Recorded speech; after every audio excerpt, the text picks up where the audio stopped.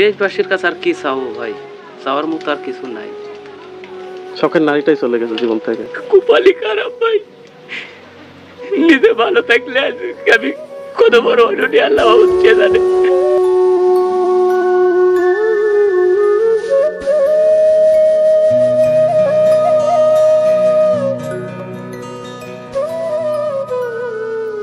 কথায় আছে শখের নারী নাকি কোনোদিনও তার শখের পুরুষকে ছেড়ে চলে যায় না। প্রচলিত এই কথাটি পুরোপুরি পাল্টে দিল মাহাবুরের শখের নারী। 3 বছর আগে বইয়ের শখ পূরণ করার জন্য নারিকেল গাছে নারিকেল পাড়তে ওঠেন এই মাহাবুর।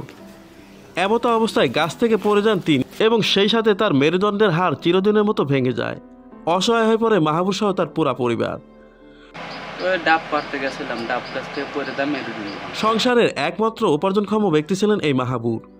তারপরে এই অচল সংসার থেকে টানাপোড়া করে তার চিকিৎসার জন্য প্রায় 11 লক্ষ টাকা খরচ করে তার পরিবার।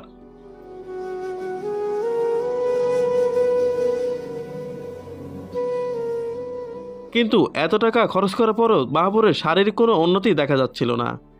এদিকে মাহাবুরের স্ত্রী তার শারীরিক অসুস্থতা দেখে সুখের খোঁজে নিজেকে অন্য আরেকজনের সাথে বিবাহ বন্ধনে আবদ্ধ করেন। এতেই আরও অসহায় হয়ে পড়ে মাহাবুর সহ তার 5 বছরের ছেলে। টাকা পাইছি আর কিছু টিকা দিছিল।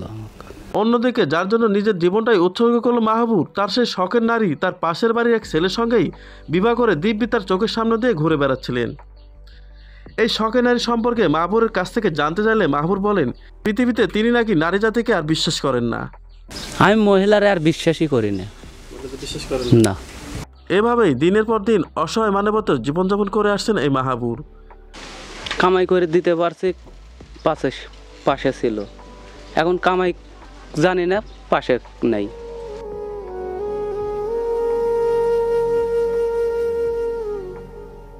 তাই তো সমাজের মানুষের কাছে মাহাবুরের এখন একটাই দাবি, তিনি যেন যে কর্মটা করছেন সেই কর্মটা যেন ভালো মতো করতে পারেন, সেই সাথে তার পরিবারের পাশে দাঁড়াতে পারেন, আর তার ছেলেটাকে যেন মানুষের মতো মানুষ হিসেবে গড়ে তুলতে পারেন। লাগে সেটা কি, যে প্রয়োজনীয় জিনিস যেটা দিলে আপনি হয়তো বা আপনার আর্থিক বিভিন্ন কাজ কাম করতে পারবেন, আপনার কিছু প্রয়োজন একটা জিনিসের নাম বলেন যেটা আপনার দরকারি, বাট আপনি সেটা আর্থিকভাবে পাচ্ছেন না।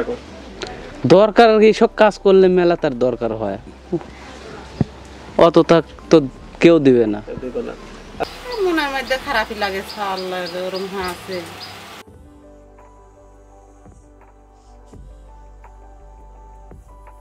আসুন আমরা সবাই এই অসহায় মানুষটির পাশে দাঁড়াই। এই ভিডিওটিতে একটি লাইক দিয়ে ভিডিওটি শেয়ার করে ছড়িয়ে দেই এবং সেই সাথে তার মেকানিকের দোকানটা যেন আরেকটু মানসম্মত করা যায় তার ব্যবস্থা করার জন্য আর্থিক সহায়তা প্রদান করি।